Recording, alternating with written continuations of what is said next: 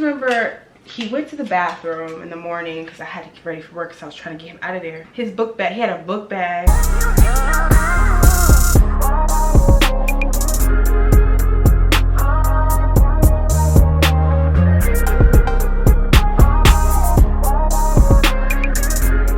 As you can tell by the title, we will be discussing the time I dated a crackhead. Now, I would like to state my case and tell you guys, I did not actually know initially upon meeting him that he was a crackhead. I really had the highest hopes for him because he had, you know, checked off all the boxes. He was physically fit, had it up, motivational. He was a preacher's kid, but who knew, right? Who knew? So just to start the story off, this was back in 2018, and I was on Tinder back then because I had worked in a hotel sales environment and everybody there was married. So I was like, I need to get married. I need to get married just like everybody else. I always want to be like everybody else. So I decided to get on Tinder. Choose violence. Get on Tinder. So I was on Tinder for a while. There was no like attractive men there, and then I saw his photo. We'll call him Kai for this video, but just know it rhymes with Kai. But Kai, his photo came up, and I was like, oh, he's really cute. He looked like a model on there. So I was like, oh my God, I lucked up. I done met a model. It's like, right? We a match. Instantly, we a match. Like, oh my God, I matched with a model. I was feeling it. And then just talking to him initially, the conversation was very amazing. Like just discussing how he was a construction worker, fitness trainer. His parents were both preachers. Both of them are preachers.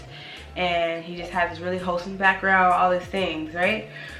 So yeah, one thing led to another, and he got my cell phone number. So then we got off Tinder and went to cell phone texting. So we were texting, and I just remember he kept asking me to come over. And back in 2018, I was cool with that. Like, I was cool with that back then. I wanted him to come over. I was like, that's cool. We don't gotta go on no date. Yeah, you could come over. So, I don't know. It's just hot, a little fast, I guess you could say. I was cool with that. He could come over. So he came over my house that night, and I had took a shot before he came over. That was another thing I used to do because I never was in tune with the fact that I have social anxiety, and that is nothing wrong with that. You just have to stop trying to cope with like alcohol.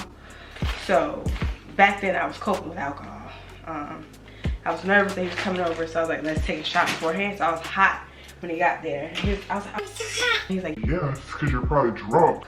He already knew that I was drinking, and I didn't even say anything. So I was sitting beside him on the couch, and this is the first red flag. He was extremely veiny. Like his veins were poking out of his legs and arms. Okay, this is not him, but this is just a specific clone. If I could clone him, this is what his body was looking like when he got there. And also, I'd like to note, which was not mentioned in this video, that his back teeth, all of his back teeth were missing. But like not a little bit like you got your molars pulled out. No, it was like, you know, the important ones, like where you would need to chew at. So he had to chew with his front teeth, y'all, just saying.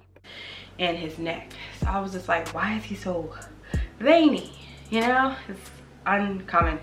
So he's very physically fit. You can tell he's super strong, but he didn't have any body fat. That was like the thing that was kind of freaking me out. I was like zero. If anything, he had -2. So I was kind of worried. But he was fine. He was really fine. And we were just talking. To be honest with y'all, one thing led to another, and he spent the night. This is the first time I met him. He came over and he spent the night. I don't know, I was just out. I don't know, y'all. This is just what it was.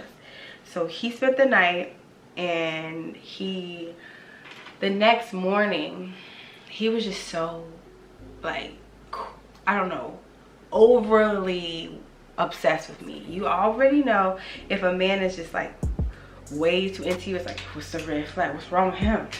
So the red flag was that I just remember he went to the bathroom in the morning because I had to get ready for work, so I was trying to get him out of there. So he took his book bag. He had a book bag with him. I guess he knew he was gonna stay. I don't know, but he had a book bag with him, and unzipped the book bag, and he had this worst smelling socks I ever smelled. Red flag number 2. So I was like, why did his socks smell like that? They smell horrible. What is that? So then I realized, like, he walked over to his car after leaving, and I was driving, and he wouldn't leave until I left. That's how you know it was some kind of weird attachment going on. He didn't want to leave. He walked over to his car, and I saw his car, and it was like this ghetto car, like this really ghetto car. And he looked at me like he saw death. Like he was so nervous to see me, and because I saw him, and I was just like, I disregarded it. You know, I had a good night. I just went to work, and I just acted like, okay, that wasn't a big deal or nothing. It's okay that he got out weird, whatever. But then he texted me like 10 times, like, I hope you have a good day. Can I see you tonight? I want to cook for you, all this crazy stuff. So I let him come over that night, but I was hungover from the day before because I took that shot, and then he brought alcohol when he got there. I didn't tell y'all that part, but he brought alcohol when he got there. So he asked to come over, and I was hungover, and I still say yes even though I was so tired. But when he got there that night after I got off work, he was tripping. He was tripping, y'all. And when he got back, he got all this food. You could tell he got it from like the cheapest possible way, and it was just looking so broke. Like, I don't know, like, don't kill me in the comments, but like, it just was, he got it from like, I don't know where he got it from, like Dollar General or somewhere. Somehow you can get ground beef and pasta and sauce from there. So he was trying to cook, and it grossed me out. I don't know what he was up to. It's sketchy. It grossed me out. So I asked him to leave. He genuinely teared up. This is the second time I ever met him. He cheered up. He was like, I don't want to leave. And he was just dramatically freaking out because I asked him to leave. So what that told me was, girl, you're not in Kansas anymore. This is not a drill. From there, I just was like, okay, he's not, this is weird. This is not okay. So I was just like, I gotta figure out something to do in terms of him not wanting to leave. So I just was like, please just get out or I'm gonna scream. Because that was my next instinct, like, tell him I'm gonna scream. So he left, and he was so pissed that he had to leave. So I just remember the next day, I had put my garbage outside, and I put it out at night, and like the trash people come get it from an apartment. That's just how it was at my apartment. But I came outside, and all the trash from the bag was spilled all in front of my door. So my whole door was just covered in trash from like my trash can. And I was just like, oh my God, this is crazy. My neighbor, she saw it, she helped me clean up. Like, she got me some gloves and helped me clean up. It was the craziest experience. So like, I cleaned it all up because he was mad he had to leave. And he wrote a note. I forgot what he said in his note. Another thing is he was older than me. So he did some old school stuff, like write notes. So he wrote on a piece of paper. He had a pen and paper in his car and wrote on it that he was mad at me. So that was crazy. And then I just remember from there, he kept texting me over and over again, pissed or whatever. So why I chose this, but after that, I think we went on a date. We went on a date, actually spent some time with him to get to know him. I don't know why I did that. But then just every random once in a while, he was like, 2018, they didn't have this word, but he was like a sneaky link. Like, I already knew what was going to go down. So I used him as a resource in 2018. I knew he was crazy, but I knew what was going to go right if I did call him. So, so I'll call him randomly. But then one time, I used to work as a hotel event planner, and I was manager on duty one weekend, and I had a guest. And everybody has guests, but apparently me having a guest made a big deal, whatever. I had a guest, and it was him. And he was acting weird. He was a little off. Like, he went to the jacuzzi, and he was just quiet. He didn't want to talk. He's a hyper person. He always wants to talk. So he was super quiet. So I was like, oh my God, why is he acting like this? Not knowing why. But then I got off work. It was like midnight. I got to my room. He was there. And we couldn't do anything because he couldn't, like, he wanted to. He initiated he wanted to do those things, but we couldn't because he couldn't get you know, y'all know what I mean. And he got mad that he couldn't do that. So my room had a balcony that led out to like the parking lot. Ran out to his car pissed. It freaked me out. He left all his stuff. So when I left the hotel, I had to take all of his stuff with me. I'm freaking out like, what the heck? Why did I choose this? From there, I went home after the manager on duty weekend, and he had to come get his stuff. So I remember him coming in aggressively, not wanting to like just pick his stuff up and leave. He kind of like got in the door of my apartment and sat down, and he was just explaining his whole life story to me. I was like, why'd you leave your stuff? and he was like, I was high. I was like, what do you mean you were high? and he was like, I was high off cocaine. Off cocaine. Off cocaine. Yeah, so from his confession of, you know, doing cocaine, everything just started making sense. It's so interesting when you have a feeling, a gut feeling like something's not right, and then somebody literally shows you why you thought that. Like, he proved everything, because within the duration, like, we were talking for about 3 to 6 months, sort of like just off and on. Like, I would just text him when I would want him to come over. Yep.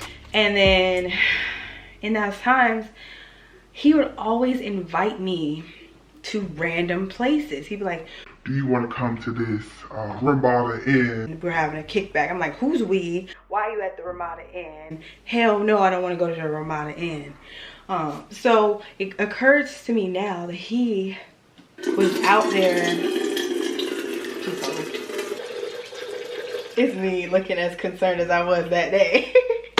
But yes, y'all, it occurred to me now that he was out there doing hard drugs. So that's why he had to be at such ungodly places. And then I just remember he gave me his address. Y'all, oh crap, because he was bragging so much about buying a house. He's like, I bought a house, I bought a house, bought a house. I look at that house, it's like this very small little blue shack. So I'm pretty sure he was homeless in the entire duration of us talking until he bought that blue shack. And then he FaceTimed me in the blue shack one time, and I'm just looking at his kitchen. It was weirding me out. I was like, oh my God, what is this? Why is this man living there like this in these conditions? So then I noticed that he had, I'm talking too much. Let me put the fragrance in there. But then I noticed that one night when he was pissed at me, I had a candle in my dining room. He lit a cigarette out of my house, and I was just like, why do you smoke so much? He says it calms down the high. And I thought he smoked weed, but he really smoked cocaine, or sniffed cocaine. So also, from first time I met him, I should have known he used to do this. He used to always do this. And I was just like, why does he do that? And Googling it, I'm like, that's what crackheads do. Cokeheads do. They kind of shake a little bit, and I didn't know that. But y'all, it just tripped me out. After he told me that's what he did, I completely stopped talking to him, like 100%. I was like, wow, I do not know why I was talking to him. Found out he had these 2 beautiful kids. Like, his ex was Hawaiian, and you know, all of our cultures blending together makes beautiful babies. So he's a black man who's black and white. His ex was Hawaiian, so a black, white Hawaiian baby. Beautiful kids. He's not allowed to see them, and it's because of his addiction. Like, he's on them. Like, he's lost weight because of these drugs. Like, he lost weight. So it just weirded me out, y'all. Hold on. You guys, I'm so proud of this. Like, this is the best sense of my life. But yes, y'all, this story is kind of taking me back to a time where everything started adding up. Like, I just remember when we would have, like, I guess sneaky links, you could say. He never wanted to leave. Like, he would stay the night with me, like Friday night, and try to stay until Sunday. And I'd just be like, please go home. Like, I need to go. First of all, I need to poop. Like, women, y'all know this. Like, you can't really, you don't want to poop around a guy. So it's like, please go home. So at one point I can poop. And then beyond that, it's like, I got things to do. It's the weekend. I gotta go run errands. Stop just sitting on my couch. Please go to your home. But he didn't have a home, and I did not know that. From there, the Inspector Gadget in me, I started researching everything about this man so I could know his family. He said he was a preacher's kid. Turns out him and his sister both turned out like that, because preacher's kids turn out like that, you know. If they're in like a serious condition, they like to rebel. And I had no idea. But his sister, she sells like lashes, and she just went off on a path of I don't know, trying to be cool in the world. And he is the child who found drugs.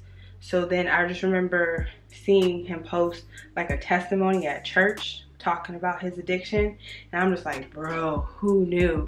Like, I've never been around an addict, but he was an addict, and I think he lost everything due to purchasing so many drugs. Because I'm like, how are you homeless if you're that old? Because you had lost your money through purchasing drugs. He was on that white girl. So crazy, y'all. Like, that's the craziest, not even the craziest man I've ever met. He was one of many. You should never use dating apps. Men on dating apps are there because they know the people who already know them know who they are. So when they go on dating apps, they get to show the best version of themselves, and then slowly peel back them layers to get to the reality. It's not the same man. It's like, what? You got all these issues, you got all these kids, you got all this issues, y'all. I survived. I blocked him. I don't go to that gym anymore. We went to the gym a few times in Durham, and now I don't go there ever to make sure he don't ever see me. There's never a time. He was like sort of addictive. He had an addictive personality, so he was always looking for me, checking for me. I just wanted to share one of my crazy stories, the first time I dated a crackhead. Comment below what you thought, what you would have done in that situation. And yeah, hope this was entertaining at least. Definitely check out Gardenia and Tuberose as well as Sandalwood. Those scents smell so good, y'all. This is crazy. It smells amazing. I'm so excited to do this. Like, this is Pisces.